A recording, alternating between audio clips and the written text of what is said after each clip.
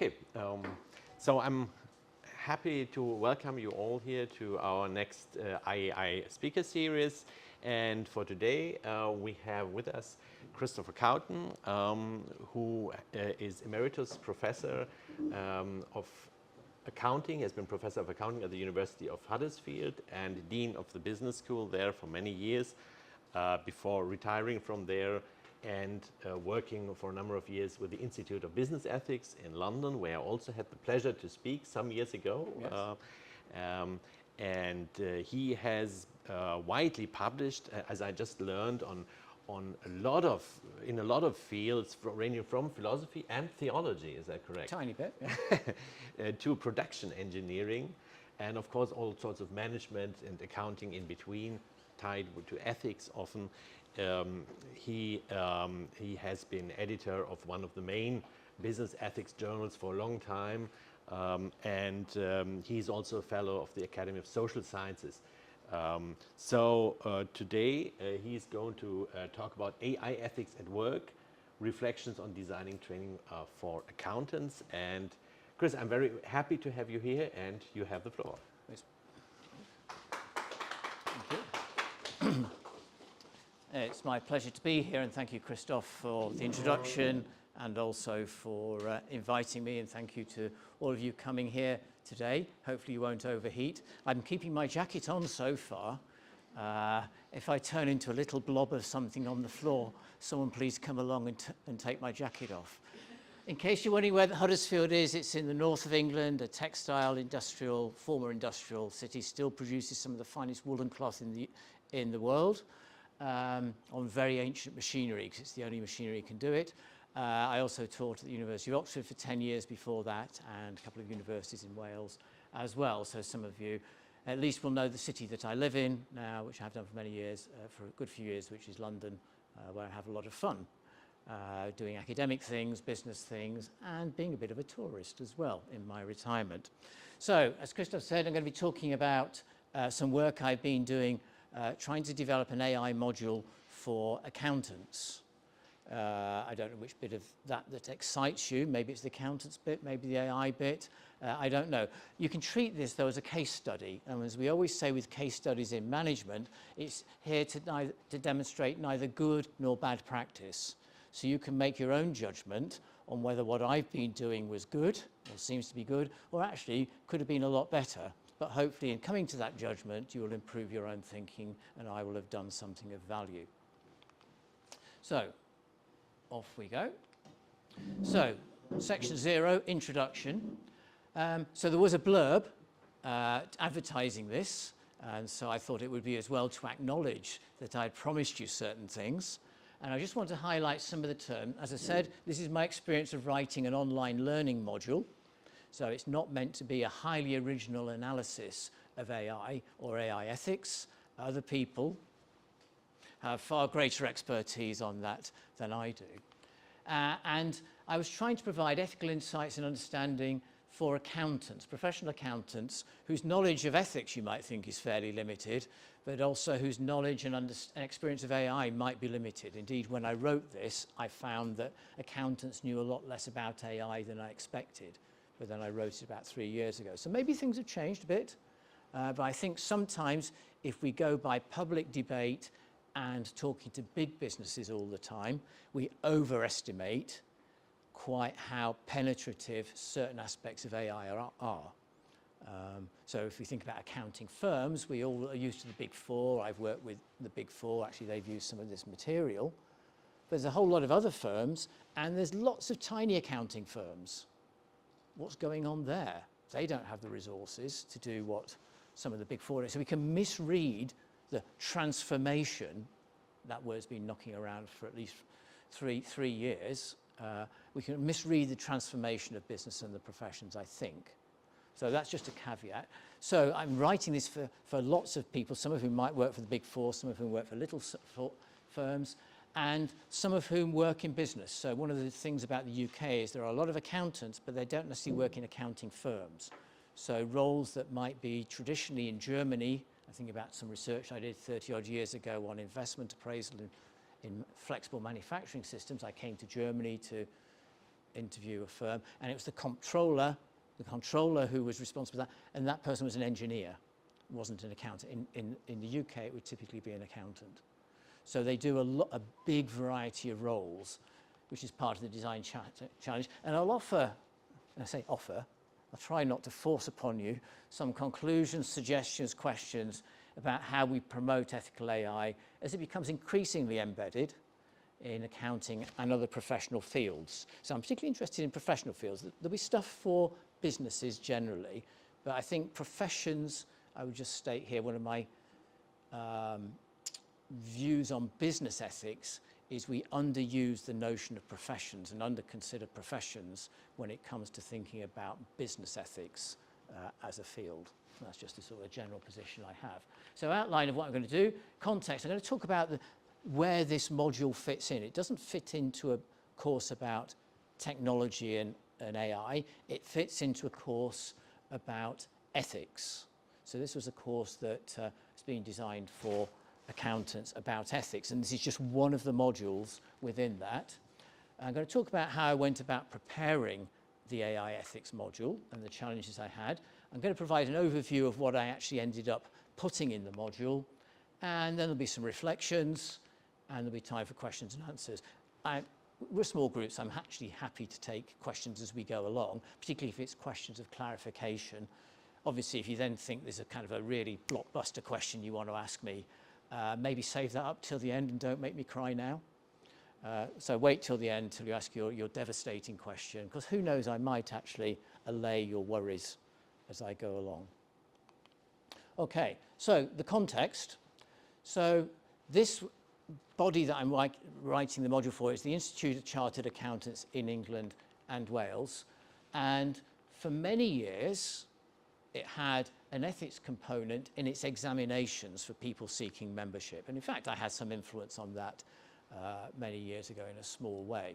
So ethics has been there for new members. And one of the things that always concerned me, and I did voice, was what do you do with the guys who qualified last year, 10 years ago, 20, 30 years ago, who've never formally been required to think about ethics in their career? They've got a code of ethics that they're supposed to follow, but if they've never read it, they've probably never thought about ethics. So what's happened now is that in fall, I went German here. Some people think that's American fall and we say autumn, but actually in the UK we said autumn. Sorry, we said fall until the 18th century. Der Fall. So I'm using that here linguistically with that. The Americans often preserve the older forms, by the way, than the English do.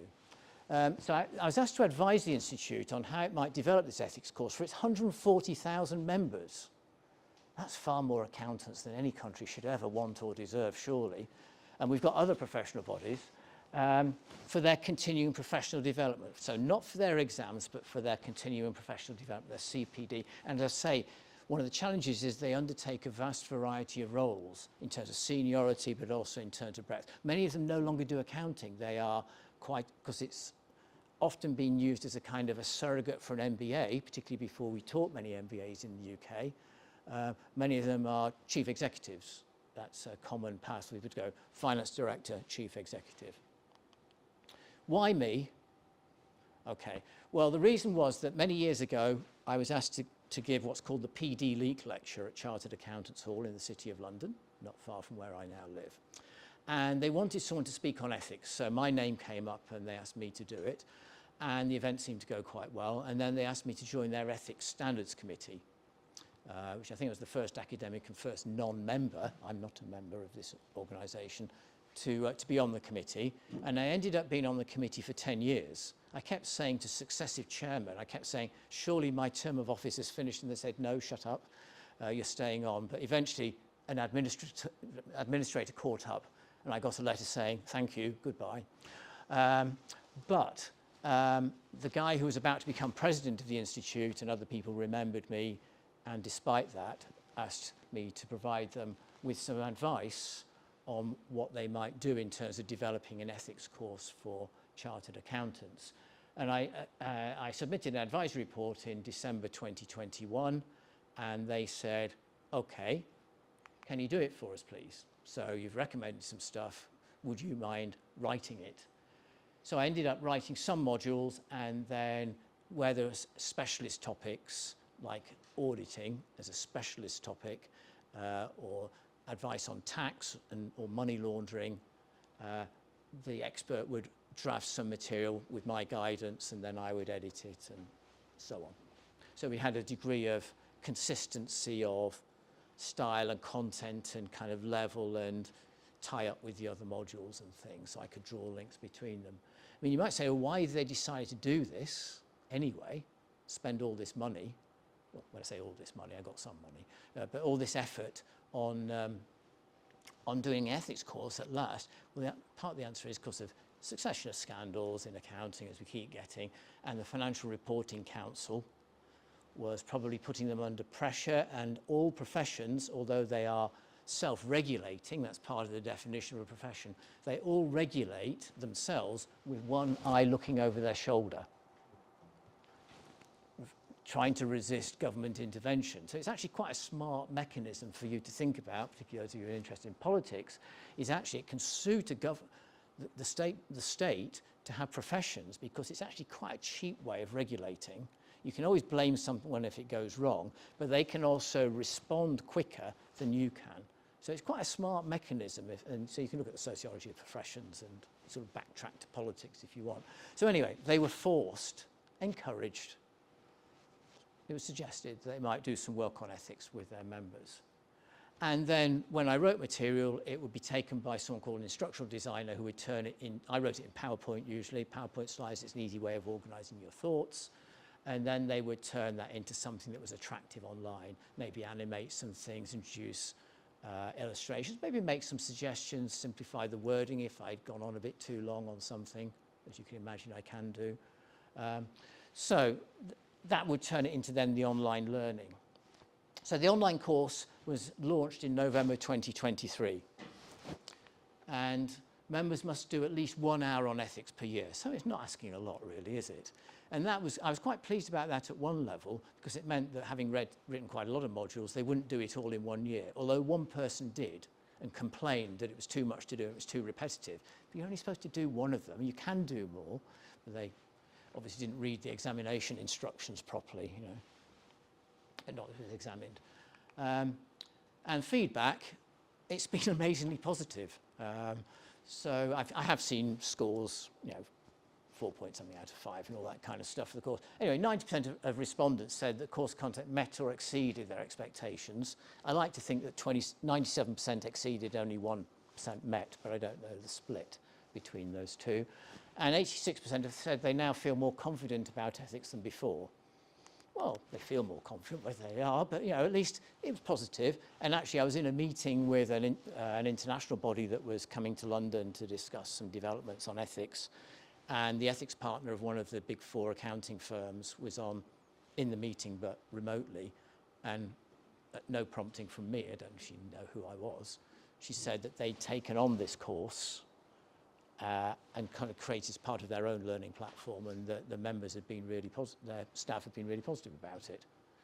Maybe they thought it's only an hour and I can do it quicker than that, and that's why they're being positive. But anyway, that's where we are with the course. Seems to be going on, and this is what I've been doing. I'm going to get to AI, but I'm actually using some of this material in my AI bit. Okay, so we've got practicing professionalism, which is my take on, going back to the PD Elite lecture, some of my ideas about the sociology of professions, and my take on that is in there, together with some other stuff. Then ethical decision making. So these are kind of, I call them foundation. It doesn't say that on the website, but these are kind of foundational stuff. And that includes some of my own work, particularly module 1. Then there are these specialist modules, beginning with 3. So those were the ones written by other people, but under my guidance and editing. And then we've got some case study modules, because we want use cases in those modules, but also some use case modules. The Institute has produced some great films. We actually used a short film in Combating Economic Crime, which is quite a nice film. They're just, you know, like some management training films, some of you have done things like that. They're really embarrassing. Yeah, cringe-worthy, as we would say.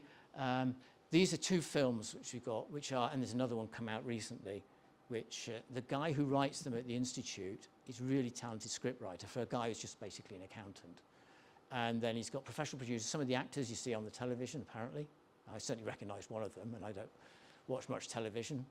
Watched the football last night, but not much drama. And in those, so I took those 2 films, which can be used for a day's training, but to get an hour module, what I did was, going back to the types of accountants, is I looked at each of the 2 films as, let's think about the auditors here and what's going on with them, and let's think about second case study version I did was, let's think about the finance director. So this helps me to cope with the different sorts of accountants, and it maps onto the code of ethics, which distinguishes between partners, accountants in business, which is a broad term for anyone who's employed by a normal employer, and accountants in practice who have clients, the classic professional version. So I did that cut through the 2 films, and I really like what came out, because it was really good material to start off with. So then we had 4 more modules later on, adding to the portfolio. So it was a 2025 update. This piece, I wrote that with input. 2026, I edited that because it was just technical stuff. But the 2 really interesting ones were these: how to develop an ethical culture. That's like some of the consultancy work I do with businesses. So it was kind of drawing on that work. And AI ethics for accountants. So we're here. We've arrived there. So just to say something about a couple of the modules, because I'm going to use some of the concepts here. Practicing professionalism. I treat professionalism, look at definitions, take the attributes, characteristics of a profession, and turn them into 2 pillars. I have a nice picture for some things on this. Competence and ethics. And think about a dentist. Okay, you want your dentist to be competent, don't you? Okay. I mean, they might be lovely and ethical, but unless they're actually competent when they're drilling your teeth, you're in trouble. But you also want them to be ethical, because you don't want them doing treatment that isn't needing to be done, or overcharging, and things like that. So I have these kind of 2 pillars, and also at a professional level, professional bodies have responsibilities with regard to ethics, in terms of code of ethics for their members, disciplining members, but also developing their subject expertise, the scientific basis for their profession, and also examining people and disciplining people for competence. Okay, so those are the twin pillars. I then play about with those twin pillars. I say, first of all, and I do this, say, with senior executive teams, we're not going to go there today too much, but we will hint at it, that ethics itself isn't about being nice, it's about competence. There is a competence to being ethical. You can have all the goodwill in the world, but unless you can identify issues, frame issues, come to an adequate judgment about issues, know how to put those judgments into practice and carry that forward, it's no good. So ethics in business and the professions is also an area of competence or incompetence. Similarly, competence itself is an ethical responsibility of professions collectively and professionals individually. And I emphasize the word responsibility there. Okay, so I use those 2 pillars and then play about with them slightly. I emphasize responsibility. I introduced the 5 so-called fundamental principles from the ICAW, Institute of Chartered Accountants Code of Ethics. So I might have my own views on what ethical principles I want accountants to use, and I might critique the code, but this is the code they've got. This is not the occasion for kind of pulling those principles apart and showing incoherence or nonsense of them. It's kind of, let's make them live. And that's based on the International Ethics Standards Board for Accountants Code of Ethics. So that applies throughout the world pretty much, except for the US, which has its own thing, although the US is kind of coming towards it, becoming it. Now, how it's applied in different countries, they all adopt it over time, but you know, what it means for a German to think about the code of ethics compared to a Brit, you know, I've seen this in some of the harmonisation of accounting 30 and 40 years ago, it can be different, but you know, it's something. So, and actually the IASB code itself is based on the British approach really, originally anyway. They are, so 5 words: integrity, objectivity, professional competence and due care as an ethical responsibility, not just due care, but professional competence, you see, so that's my pillars meeting there. Confidentiality, always big in a professional context. and professional behaviour, which is basically upholding the spirit of the law, not just the letter, and not engaging in behaviour which would bring the profession into disrepute. There's a little bit extra in the British Code compared to the international one, so individual professional bodies can add to the international code but not subtract from it. Most of the professional bodies, including the other ones in the UK, they simply adopt the code. Institute of Chartered Accountants in England and Wales add a little bit to this professional behaviour stuff. And also that module includes a reflective exercise on developing professional characteristics or virtues based on the fundamental principles. And this stuff's based on a paper I published out of my PD Elite lecture. This stuff is based on a book I published in a book by Alejo Sison and his colleagues on virtue ethics in management. And I'm taking the professional principles and saying, supposing you embodied those as a professional, what would you look like? So I take not just those words, but the descriptions of those words and turn them into 10 putative virtues, and then run an exercise where the participants can think about which ones are they strong on, which ones are they weaker on. So that's all part of the module, and most of the modules have reflective stuff at the end. So that's module 1. Module 2, ethical decision making, stuff I use in my sort of more advisory work and training work. Some of it I've done some original research in this as well, but I don't draw on it too much. The 3 sections, one is often captured in this, what's becoming an increasingly popular phrase, why good people make bad ethical decisions or bad decisions. I sort of preface that in the module 1 on the reflective thing, because I show them some of the research that suggests that people think they're more ethical than everyone else. And we can't all be more ethical than everyone else. It doesn't work mathematically. Not go into that now, but I sort of I introduce that to them before they reflect on how virtuous they are. So cognitive biases, we're less rational than we think we are. Kahneman's thinking fast and slow. So kind of popular level psychology, but based on research. Then how to make ethical decisions. Doesn't go into philosophy, although I mention a quick bit about philosophical ethics. I start, as I often do with groups, not in philosophy, but in professionalism. So we've got the Code of Ethics is about 5 parts. It's very long. But part 1 is kind of the fundamental one. And then depending on what you are, kind of accountant you are, you press the button and you go into part 2, which is accountants in business, or you go into part 3 if you're an accountant in practice. So you do two parts. And I provide an overview. I remember writing these things late at night, so I was very busy at the time. An overview of the Code of Ethics to try and get the essence over, but emphasizing the fundamental principles that we just briefly looked at without defining. And the other thing that's fundamental to the way accountants do this is that they're supposed to engage in what they call the conceptual framework. It's not really, I don't know why they call it a conceptual framework, which is used in other parts of accounting and subject to disrepute already, but it's a threats and safeguards approach. So in particular, they're asked to recognise threats to compliance with the fundamental principles, which I think is an interesting phrase because we tend to think of compliance as rules and principles as guiding, but they actually talk about compliance with principles. That's what they do. And they actually, in the code, say some of those common kind of features that might lead to a threat. Conflicts of interest, familiarity, and such like. And you've then got to remove or reduce them to an acceptable level. So if you've got conflict of interest, you might recuse yourself from that situation. You got a little story in one of the other modules where someone had been advising a husband and wife and they were then splitting up. So you had to decide in a sense which client you were going to act for because there was going to be a conflict of interest, things like that. Or reduce them, manage them, be transparent. So it's a mitigation. So if you look at it at a risk point of view, it's mitigation. So there's risk mitigation going on.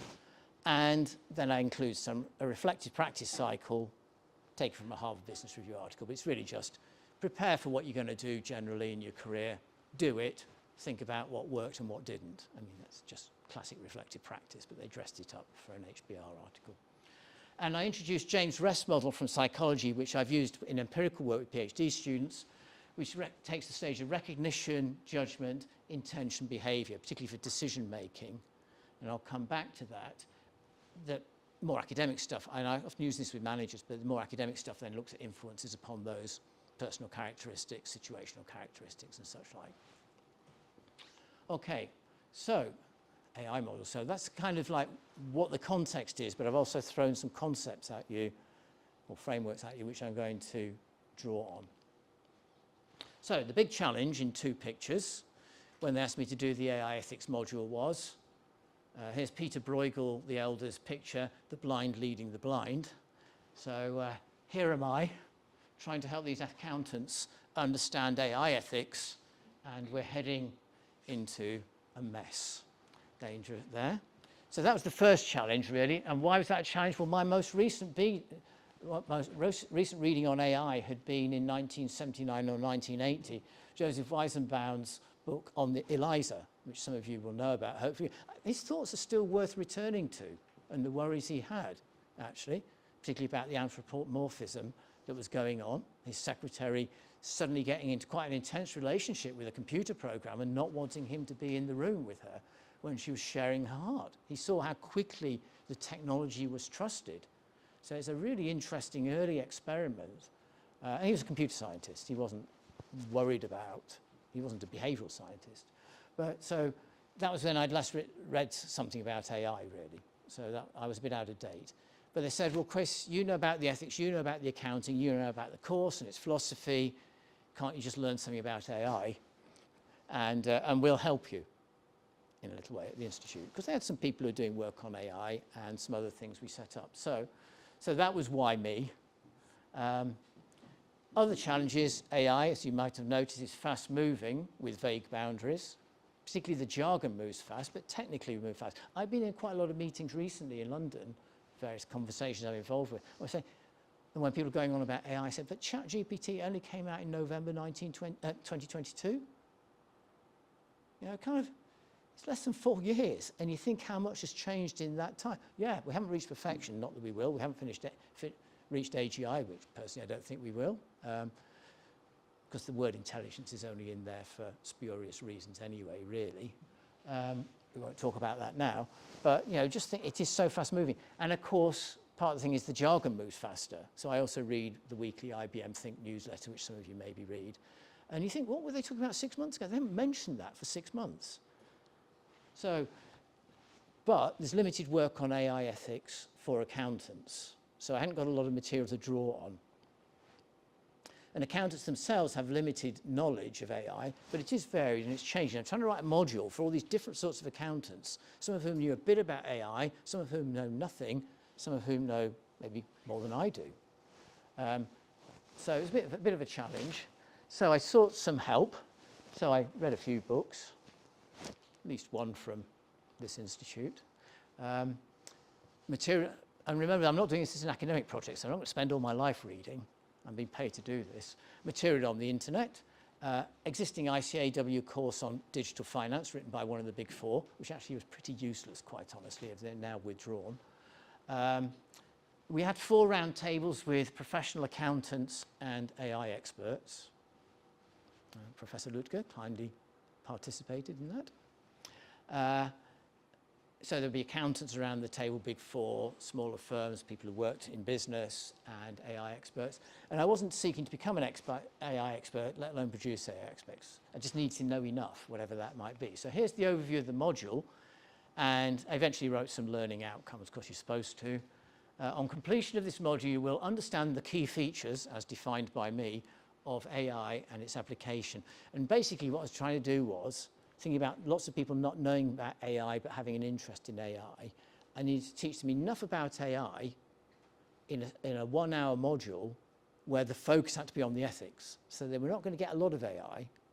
And in fact, we kept cutting it down, because I wrote quite a bit because I was in learning mode. Be familiar with the main ethical risks from using AI. So I went an ethical risks route in terms of framing things. And know some useful risk mitigation actions and AI ethics principles that can be applied in your work. Now, that's the obvious thing to do here, because an awful lot of work is about ethical risks and AI ethics principles. But the more I got into it, the more I realized that a lot of it wasn't about ethics. Some of the big ethical risks are actually manageable just through good, competent AI use. So, for example, you worry about hallucination. Yeah, but at a firm level, you can do things to reduce hallucination. But at the individual level you can. If you just ask a question and accept the first answer that comes there, well, yeah, I've seen plenty of hallucinations come back to me. But if you have a proper conversation and provide challenge and things like that, you can reassure yourself. So a lot of it's about risk mitigation, quite technical, either at the firm, the system level, but just at the individual level as well. So I didn't want to think it's always all about ethics and its principles, and then how do you apply them? Getting all worried about that. There are still ethical issues, yes, but an awful lot of them can be mitigated, if not eliminated, by just good AI practice, whether that's coders, developers, vendors, deployers, or users. And then the final section was understand the relevance of the Code of Ethics fundamental principles. So I come back to those 5 for the ethical implementation of AI. And I'll show you why I did that and the relationship with other things then. So here we go. What's in the module? So first of all, we say, what is AI? Then we look at ethical risks, AI principles, applying the Code of Ethics, and a conclusion, and then some additional resources. So in all the modules, I have additional resources, a limited number of links to stuff that they can read in more depth. Not an academic reference list, for like 200 references that you haven't read if you're a social scientist. Philosopher, you have 6 references and you have read them. But, so what is AI? That was a big challenge for me because I didn't know much to start with. As I said, it seemed to be less happening in practice than I'd expected. So we had these round tables and I was expecting to get lots of use cases to put into, to really make my module live, because we like use cases to make it real and relevant to people. Particularly practitioners. And actually, I wasn't here. Big 4 were doing things, but quite slowly. They had a lot of resources to put into it. They're putting a lot of resources in, but at that time, particularly in the core business, say, of auditing, they were moving slowly. Now, there are reasons for that, to do with the nature of litigation, I think, and regulation, and making sure that if anything went wrong, they could demonstrate how they'd come to their judgment. And they couldn't afford to have stuff disappearing off into all the risks we'll be looking at. So there's some reasons for going carefully, I think. And of course, once you got below the big 4, people weren't doing anything because they didn't know what to do. Feedback during preparation was surprisingly positive on this section, and also helpful. So I had some techie guys at the Institute, various other people read the material. And that's where most of the feedback was. I talked to their technical committee. I also talked to their ethics committee, standards committee, and I ended up making my own distinction for the purposes of the module between Gen AI and what I call Trad AI. Because one of the things I was trying to show was AI's been around for quite a long time before ChatGPT was launched. And you can trace a line of development from, I think, in a number of ways, but for example, from the use of statistical models to replace people in loan officer decisions. I remember reading stuff about that based on regression models back in the late 1970s, 1980. So you modeled people's behavior. The model then outperformed the people, even though it didn't have an R squared anything like 100%, but it outperformed the people because it never had a bad day. It always concentrated, so to speak. And then you turn that into a credit scoring system in the old days on a form, piece of paper. Okay, so you can see some of it in that sort of tradition. But that was what I might call AI in the corner. It was done by technical people. They then sort of issued stuff, kind of threw it out of the room, so to speak, for other people to use. I think what happens with Gen AI, obviously, it's on people's desk, and all the recent developments, it's the democratization of AI, if I might put it that way. So the ethical risks, why ethical risks? Well, this is the entry point for many commentators about AI anyway. It's not the only word you can use, risk, but there are others. And in business ethics and compliance programs, where I might often do some advisory work, they're sometimes motivated by, to get the attention of boards, or framed in terms of risks. So ethical risks are part of your overall risks of the company on your risk register. Some of those might be reputational. That's not good motivation if that's the only motivation, but some of them might be other regulatory worries and various other things. But so basically, risk is kind of a nice word that fits quite nicely into the way a lot of businesses tend to think about ethics already. But also it resonates really well with that conceptual framework that I referred to earlier, which is the threats and safeguards approach. Threats are risks. Okay, so this already fits with the Code of Ethics. So that's why I was happy to go the risk route. And which ones I've already alluded to some. You'll know all about them as AI knowledgeable people. There's various lists you can go to, various kind of bracketing of the errors, stroke hallucinations. Some people just call it hallucination. I think there's a difference maybe between out-and-out hallucinations and simple errors. Or, of course, IBM were pushing confabulations at one point, but that term didn't really take off. Biases and also offences. Sometimes when you're trying to reduce bias, you then end up offending. So you're trying to illustrate. Don't mention the Nazis. Okay, that was the one, wasn't it? Vikings and Nazis. Those pictures. And to make them non-discriminatory, it showed some of them as black. Okay, that was a famous case because they were trying to be representative. And of course, that actually caused rather more offence. Sensitive data, security, safety, all that sort of stuff, and intellectual property abuse. So these and some are the kind of big ones that come through. So those are the ones I cover in the module. You can probably think of other ones, but remember I'm doing a 1-hour module for these people. And I must remember I'm doing a 1-hour talk.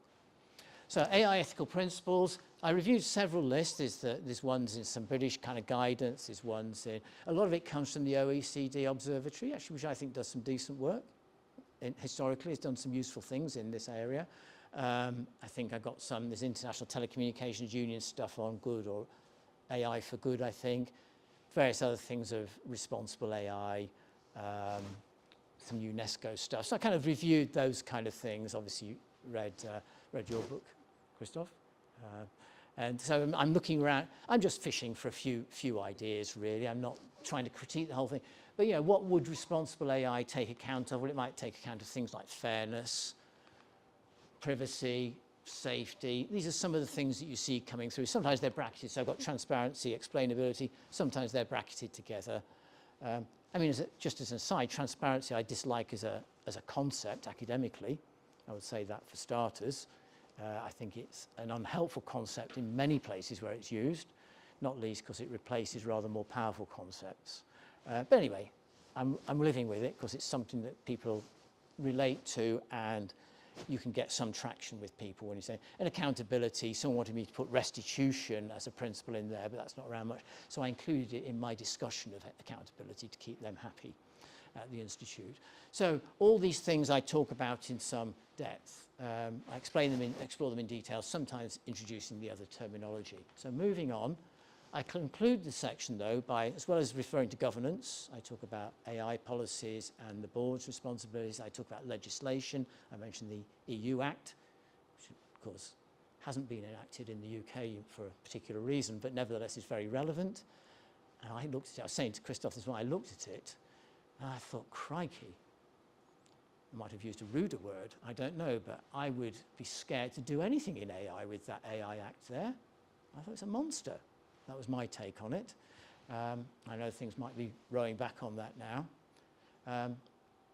But I also said, you know, if you're working in a firm already, you may already have a code of ethics and statement of values. So these are all what I call, when I'm working with businesses, I talk about what are the ethics resources you as a group can draw on. It's a very different debate from philosophy, where you're saying, what's the one approach, and who are you to say they've got to do that? So it's kind of, what are we going to do? What resources can we draw on as a board, as an organisation, as a profession, to help guide us through these things, which we have to address, and sometimes have to address quite quickly, which is the other thing that's forgotten in academic life. Is you have to get on with, and I was saying, you have to get on with things in business. You can't keep talking about them for years. So I talk about some ethics resources, and one of the things I mention is the code of ethics. So I say, you know, because the danger is, I find with AI, people think they're into a whole new world, out of camera. We've gone off to AI world. No, you're still in ethics world, or at least you've got one foot in ethics world, and you know about ethics. You might know about, but you already know something about ethics, don't you? So I tell them about that. So I then look at applying the code of ethics. I begin with a case from the International Federation of Accountants, which I can't amend. But it was kind of partly a political decision to use their material. It's not a bad case. It's not perfect. Some people wanted to improve it, but I worked with it. And this is connected to IESBA for the international code, you see. But it's not a bad case, because basically it's where an organisation has introduced an AI system to look for potential fraud, think amongst its suppliers, supply system, and it's being promoted by the finance director who wants to kind of get a bonus before the finance director retires, because this is then going to be implemented, and the person who's got to get on with doing it, who's noticed a potential bias problem, is hoping to become the finance director. So if the person creates a problem, asking questions about it, the risk is that the finance director gets upset, doesn't get their bonus, and doesn't recommend the individual concerned. So it's a very real thing. At one level, it's not about AI. It's about all the kind of pressures that come in business anyway, about who gets promotion and who doesn't. It's quite a nice case in its way. And then I introduce the categories of threats from the conceptual framework, explore which fundamental principles are threatened by the AI system in the case, and actions to address those threats. But then, the bit that I'm quite pleased about is I then talk about how, not at some sort of definitional level or descriptive level of the principles, but just having looked at this case, we can see how some of the fundamental principles resonate with the AI ethics principles that people are talking about. So, for example, the first principle of integrity has a particular definition in the accounting code, which isn't what you normally think of as integrity necessarily. But the key words I use for my virtues in Module 1 are honesty and straightforwardness, because those are the two words that come in the first line description. So that's quite close to transparency. Yeah, if you're honest and straightforward, you're going to deliver an appropriate level of transparency. So I go through there. Obviously, there's confidentiality, so there's and professional behavior. So all these principles have something to say. So then I finish with that. So there's various cases. So the conclusion of the module, summary of the module, questions for personal reflection as ever, additional resources. So here are my reflections. How's the module been received? I don't know, because they don't ask for feedback, which is a real shame. But by April, nearly 19,000 people had done it. My work doesn't usually get that amount of reach. No systematic feedback, but someone said, very good, I wish I had done it before we implemented our AI policy. Suggests it resonates with someone trying to do something in practice who was thinking about AI. Well, I liked that. And there weren't any complaints or requests to change anything that I've been passed to me. I've only ever had one anyway. That was an out-of-date web link that had gone down. So it looks like the approach taken, the content being acceptable and perhaps better than that. Time flies in lectures and in life. Everything's really rapid, so material looks out of date. Perhaps the module would benefit from some updating to reflect what is now being talked about in AI, but that changes every few weeks anyway. I mean, it was all about deep learning when I started off. Who's heard the phrase deep learning recently? It's now all about agents and agentic AI and linking agents together and other things. Increased implementation in accounting and beyond, but how widespread and in what way? If you ask a survey and say, do you use AI? Well, yeah, I do. Do I use AI in a deep way? No, but I used to do useful things. So it's quite difficult to know how much is going on unless you're getting into firms. I do talk to people who are knocking around London in practice. They're not academics. Yeah, there is some areas of deep work implementation in AI. I was talking to someone from one of our largest insurance companies, and he said the problem they had was he was actually in a meeting when they were trying to decide should they spend £5 million on AI or £500 million on AI. In a sense, they didn't know. It's that difficult. They got the resource, but what should they spend it, and if so, on what? And actually, they are in insurance. They are using it a lot. We'll have another language. We've had a bit of Latin. We've had a bit of German. Plus ça change, plus c'est la même chose. AI principles in general circulation appear to be the same now as they were when I started out. Well, that's good. There have been some tweaks. That's probably a good sign. Our principles should, if they're any good, should last a bit longer. And I've already shown the accountant's principles, which have been around for a long time. They might not be a complete tool to address AI ethics, but they give you some purchase on it, help you get hold of it. A bad sign, many conversations about ethics, AI ethics, don't seem to have moved on. I keep hearing the same things at the same general level. People who probably read newspapers or listen to BBC Radio 4, it's kind of high quality pub talk. It's a level above pub talk, but it's still up there. and it doesn't seem to be changing and maturing, at least not the conversations I'm in. Do we need AI ethics? Well, I think we do, sort of. What I'm suggesting here, though, is that as AI, this is the theory, this is the thing I'm currently floating a lot around conversations. People didn't know what I was talking about 3 to 6 months ago. Now they seem to. As it becomes increasingly embedded in work activities, it's the ethical questions and the existing resources related to those various activities that become of primary significance, particularly when you're a user rather than a developer. So a lot of AI ethics is aimed at developers. Doesn't mean that those risks are irrelevant to other people. But as I've shown in the module with the accountants, actually, this AI question is a question about how you behave and how you, there's some bias issues in there arising from the AI, but how do you deal with bias anyway? What are you supposed to do with bias? Well, we already know something about that. So, and I think we should generally, this is another point, but generally think about ethics as a tool. I'm going away from that now, so I'm not sure AI is an it, it's a they. There's a whole lot of very different AI tools going on and tools with AI embedded. So it's almost a set of tools and the AI ethics related to those tools. And it's not all about decision making, which is what a lot of the conversations say. But that reminds me of the literature in management studies going back to the 60s and 70s, where everything was being reframed academically in terms of decision making. Decisions matter, but that is not what management is all about. Read Rosemary Stewart's work, my late colleague from Oxford, or Henry Mintzberg's work. And so we're a bit fixated on decisions, I think, in AI, and we're a bit fixated sometimes on AI ethics rather than thinking about the ethics of what we're doing, where you've got to kind of bring both together. Use of a chatbot, isn't that about how you treat customers fundamentally? And if you like, AI ethics is almost the secondary thing. I don't know. I'm not quite sure how to put those together, but that's where I'm going with some of my thinking. But AI, of course, might raise or exacerbate issues. I'd also say maybe it would solve some of our ethical issues. I don't know which ones yet, but maybe this helps us to do things better or quicker. Sometimes it's important to be quick with people rather than making them wait, even if it doesn't raise new ones, which it does. Recalling West's model from psychology. AI wisdom often relates to the recognition stage, not the judgment stage. I mean, it's the judgment stage as well. But before you make a decision about AI ethics, you've got to know there's an AI ethics problem there in the first place. So being a professional in the age of AI is just one of the ethical resources available to you, AI principles.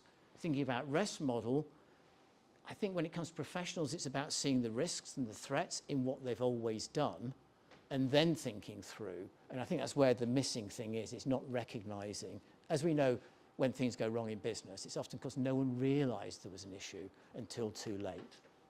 For professional accountants, professional competence and due care is a fundamental ethical issue that comes to the fore with AI, because they're having to learn new competencies and what that means. It's not about becoming an AI expert. With their skills and commit to skepticism, professional skepticism, that even if they don't have all the answers, they need to be able to ask good questions. And accountants are always brought up to ask good questions about their area of expertise. And ask those of developers, but you might not be close to those vendors, your deployers in your organization who don't understand your business, and other users. And will the next generation of accountants develop those skills if AI replaces many of the boring tasks where you learn about what the work actually involves? This is the big worry at the moment in big audit firms. I won't say anything more about. Even if it leads to some reconfiguration of professional responsibility, AI doesn't remove it. It's a question of where it's going to be. But as a professional, it's fundamental for being a professional. You are responsible for what you say and do. Doesn't change. And can professional associations be a force for good in the age of AI? Either professional bodies like accountants, and I'm on the Chartered Insurance Institute Professional Standards Committee, we're thinking about AI, but also AI people and professional associations. So there you go, Q&A. Sorry if I've not left enough time, but I hope there's a few minutes for Q&A. Yes. Thank you. Thank you very much for this fascinating insight. And I think, and I remember your work on professional bodies and how that ties now actually into the AI ethics. discussion. I think this is a perspective that's not too often investigated. I think it's quite important. Yeah, I say it's always been my view in business ethics generally. We tend to think about, you think about order ethics in Germany. Yeah. Society, in the institutions, it's hierarchical. You don't get those. Where do the professional bodies fit into that? You know, diagonally, I don't know. Right. Yeah. Yeah. So, are there any questions? Yes, Julia. Hello, thank you for your presentation. I think you were talking about the two main pillars, right? There are competence and ethics, right? Yeah, if you think about professions and what they're supposed to be about, I think it applies outside professions with a small p as well. Managers should be competent and ethical, but it comes to the fore in profession. And the principles are subsumed under these pillars, or they resolve around them? They're not, because that's just my positioning of professions. And then I say, actually, although there's the two pillars, there's a relationship between them. So in particular, professional competence, and then I said there's ethical competence, and there's also an ethical responsibility to be competent. Okay, I see. So I kind of use the pillars, get people so far, and then complicate it a bit more. And so so it's interesting, the principles seem to sit under the ethics strand, but actually one of them is about competence and due care. Yeah. So I guess my question is, if my assumption is correct, if what you're saying is that most accountants are behaving according to abstract ethical principles that are generally applicable, like pre and post AI, this training is about fostering knowledge of AI in order to act competently. And particular and ethically. A little bit of knowledge, not so much knowledge of AI, but that's the first section of there, just to get things going, enough to kind of understand what else. I think it's awareness of the ethics of AI. Okay. So it's the ethical risks, which then maps onto the threats in their conceptual framework. So this is an ethics module. They are learning more about AI now, in generative AI in another module. But yeah, it's awareness raising about the ethical risks and how we might respond to those, which fits with the rest recognition stage. Okay. Yeah. And do you think the profession of accounting needs to change in terms of its focuses and its ethical principles? Like in the age of AI, are there perhaps practices that were done before that were ethically acceptable and aren't so much now in the context of AI? It's a very good question. So I guess the question is, when you don't want principles to change too often anyway, otherwise they probably weren't very good principles. On the other hand, the elaboration of those principles maybe has to change. So I find myself in this with businesses who say have ethical values, and they're saying, oh, consultants come in and said we should change our ethical values. But it takes you so long to get your staff to understand what they were anyway. But it's the elaboration of those for the new context. So we're seeing that with the Code of Ethics for Professional Accountants. So the latest version of the Institute Code, and I said there's a 2025 update and 2026 update module in this course. IESBA, the international body, has brought into the Code of Ethics some changes, which includes stuff on technology. It doesn't say AI, it's about technology. And interestingly, they also bring some stuff in about cognitive biases. I don't know what that's doing there. So what you can see is they're trying to say, but in the age of technology, so that some of you've got the principles, you've got some general descriptions, but then when you go through the code, there's areas of application, and it's saying, of course, if you're dealing with technology, maybe you need to think about this. So I think a lot of the principles, they're abstract enough to probably cover what AI does, and it's probably dangerous to change the principles because we've only just learnt them and we'll forget them. But actually the explanation of the application of those principles, I think, does change in the age of AI. Whether if we then look at the AI principles, that's an interesting question you asked. So if you looked at the AI principles that I put up and others have put up, are there any of those things that are so different from the existing accounting principles that really we need a sixth principle? I don't think my intuition is no, but I might be wrong. Any other questions? Yeah. Excellent. Thank you very much. I think it's a very nice idea to say that we need to look at the ethics part of it, and a lot of the so-called AI ethics issues would be solved if we had if we would apply or use artificial intelligence according to ethical principles which have already been defined and which we already have. Sorry, I think it's a bit like a megaphone, such an AI. So if you do something wrong, it's going to get amplified. Yeah. And I think that's a risk. So could you perhaps elaborate a little on what qualitative differences there might be anyway, which we would need to take into consideration if accountants were to outsource a lot of their work to artificial intelligences? Okay, yes, so lots there. I mean, one thing is I think some of it isn't applying ethical principles except for the professional competence and due care principle. It's about doing AI in a competent way. It's interesting with the professional accountants, at one level they already outsource their work. They outsource it to juniors. Okay, so this is one of the ways, one of the analogies I use, metaphors I use about how to think about AI tool is, what have you got when you recruit? Okay, if they're students, they still are subject to the code, but they don't really know much yet, do they? Would be the thing. So when you ask a junior to do, and I have one or two use cases through the modules where you, and including the AI module, where young people are doing stuff with AI, okay, but not necessarily within a framework. So one of the things I said to people is, imagine you've got kind of a very bright graduate student, 1 or 2 years in the firm, and they can do lots of things you can't do. You know, I used to see this with years ago, students and spreadsheets. Wow, they're great at spreadsheets and things like that. You know, I was an accounting professor. But what do you do with them? Well, you train them. When you give them a task, you provide them with some instructions, if you do it well. You don't just say, go away and do that. You provide them with some instructions, and you evaluate what they give you. And sometimes I was in meetings and people say, you should check everything. No, you shouldn't check everything with AI.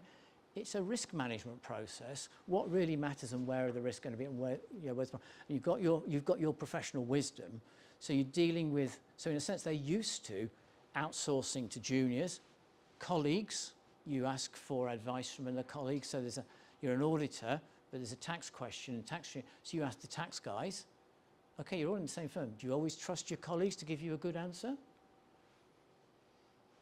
You want to know something, you ask another professor. Some professors you will just trust, and that sounds a good answer, and some you don't. Okay, so this is how we're used to living life.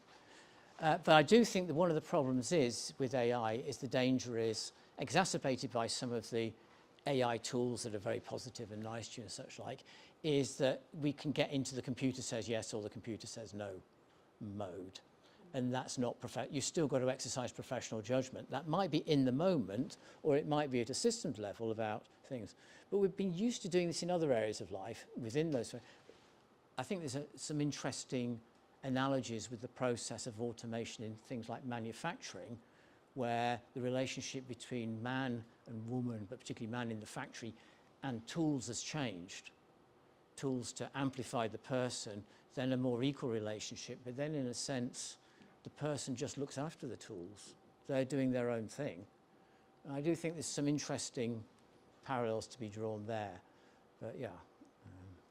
So I have maybe a final question, because when I talk about AI ethics, and maybe I did the same when I came to London, I always also talk about the ethical opportunities of AI. Yes, I have some solving, yes. Yes, because there might also be an ethical risk in not using AI for certain tasks. Would they have some thought on that?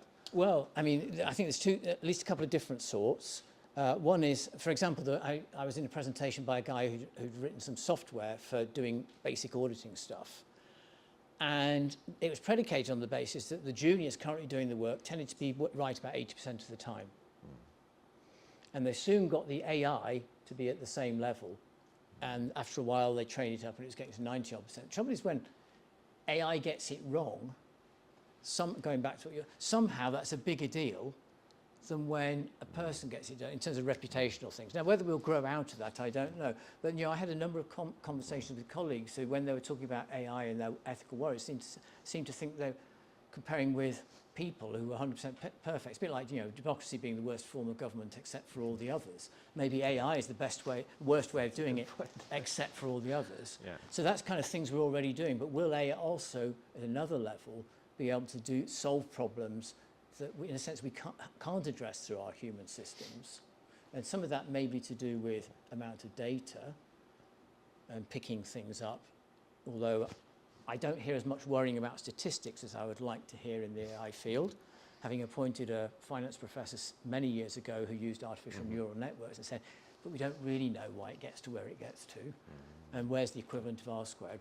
But maybe it can do things either because the amount of data or the speed with which it does it, that it can actually start to produce. So I think there's a problem with the judiciary in the UK at the moment, and the police being extremely slow. Justice delayed is justice denied. I was telling Mariana last night about a friend of mine whose brother was killed by a single punch on the street at night, hit the ground.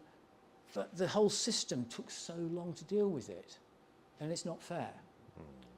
And I just wonder whether AI, which is currently being controversial in the judiciary because the police have faked some stuff or hallucinated some evidence, but can we not use AI to make the justice system quicker and hopefully as fair, for example?